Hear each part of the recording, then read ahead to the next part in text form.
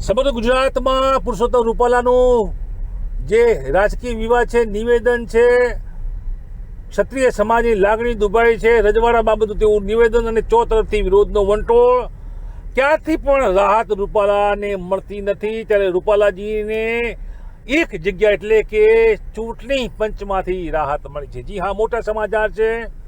આચાર સંહિતા ભંગ બાબતની તેઓ વિરુદ્ધમાં થયેલી ફરિયાદમાં હવે ફેસલો આવ્યો છે.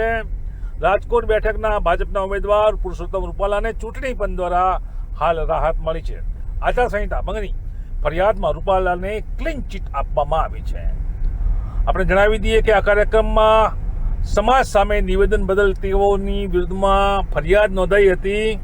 રાજકોટ લોકસભા બેઠકના ભાજપના ઉમેદવાર પુરુષોત્તમ રૂપાલાએ આચાર સંહિતા ભંગની ફરિયાદમાં ક્લીન ચીટ મળી છે.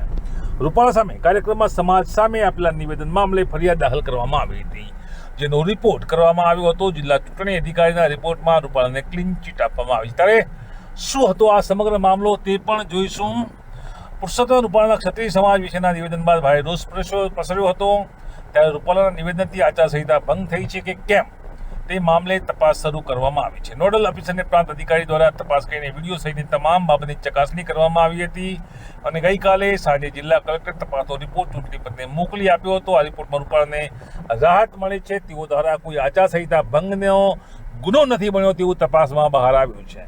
આમ ચો તરફથી ઘેરાયેલા પુરુષોત્તમ રૂપાલાજીને ચૂંટણી પંચની તપાસ કમિટીએ રાહત આપી છે, ક્લીન ચીટ આપી છે અને આ તેઓ માટે ઘણા સમય બાદના સારા સમાચાર છે.